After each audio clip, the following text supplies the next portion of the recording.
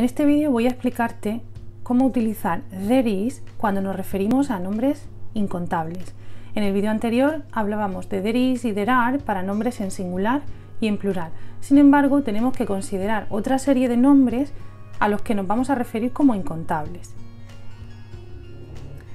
Mirad, tenemos que diferenciar los nombres contables de los nombres incontables. Los contables, como su propio nombre indica, se pueden contar.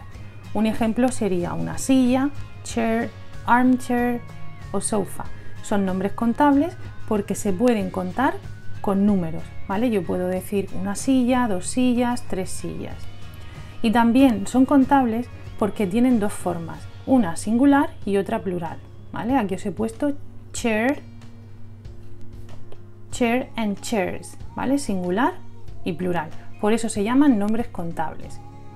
A diferencia de estos, están los nombres incontables y estos son nombres como por ejemplo el agua, la sal, la leche, ¿vale? Son nombres que no se pueden contar con números. Yo no puedo decir un agua, dos aguas, tres aguas. Y tampoco tienen forma en plural, es decir que son invariables. No es que sean siempre singular, sino que son invariables. Agua, sal, leche. Vale, me vais a decir que vosotros contáis el agua, que el jabón también se puede contar, que la sal se puede contar y que la leche se puede contar. Pero realmente no contamos el concepto de agua, jabón o sal, sino que tenemos que poner esta sustancia dentro de un contenedor para poder contarla. En el caso del agua, podemos contar las botellas y los vasos, por ejemplo. Cuando se trata de jabón, contamos las pastillas de jabón o las botellas de jabón. Tenemos que poner esa sustancia dentro de un envase. La sal, pues podemos contar los paquetes o los saleros. Y con la leche contamos los cartones, las botellas, los vasos, las tazas, etc. ¿Vale? Son nombres que como concepto no se pueden contar y que para poder contarlos tenemos que ponerlos dentro de un envase. Vamos a ver cómo se comporta there is en forma afirmativa cuando nos referimos a un nombre incontable. Bueno, en este frigorífico tenemos varias cosas, por ejemplo, agua, fruta y también carne, aquí.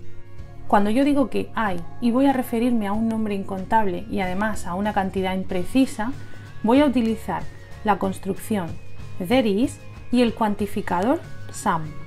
Some significa algo de, ¿vale? En este contexto significa algo de, es decir, expresa una cantidad imprecisa. Podría decir que hay 1, 2, 3, 4, 5, 6 botellas de agua, pero también puedo expresar una cantidad imprecisa, sin decir exactamente cuánta agua hay. Hay algo de agua. Lo mismo ocurre con la fruta. Hay algo de fruta. There is some es el cuantificador que vamos a utilizar. There is some fruit. Y hemos dicho que también había algo de carne. There is some meat. Entonces, en forma afirmativa, cuando nos referimos a nombres incontables como water, fruit o meat, vamos a utilizar siempre there is y el cuantificador some, que aquí se refiere a algo de. En forma negativa, seguramente ya te estás imaginando que vamos a cambiar there is por there isn't. Y además aquí el cuantificador que vamos a utilizar va a ser any. En este supermercado o en esta tienda no hay pan. Vamos a utilizar there isn't porque es negativa y porque es incontable, ¿vale? El pan no se puede contar, se puede contar las barras de pan, las bolsas de pan o los trozos de pan, pero el pan como concepto no se puede contar. Y en este caso any lo vamos a traducir como nada de. There isn't any bread, no hay nada de pan. Lo mismo ocurre con el jabón. En estas estanterías no hay jabón. There isn't any soap. Entonces utilizo there isn't porque no hay, porque es negativo y porque soap es incontable. Como estoy en una oración negativa, el cuantificador que tengo que utilizar es any. Y en forma interrogativa vamos a utilizar la inversión, es decir, en lugar de empezar por there is, vamos a empezar por is there, ¿vale?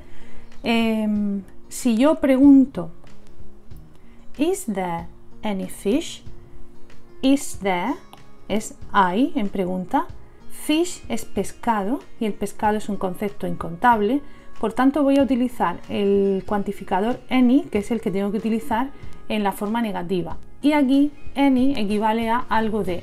Is there any fish? ¿Hay algo de pescado? Pues si miramos en la nevera sí que hay, por tanto la respuesta va a ser afirmativa, yes there is. Acuérdate que las respuestas cortas tienen 3 palabras, que la primera siempre es sí o no, y luego lo que viene aquí está relacionado con la pregunta, ¿vale? En la forma afirmativa, there is es la inversión de la pregunta.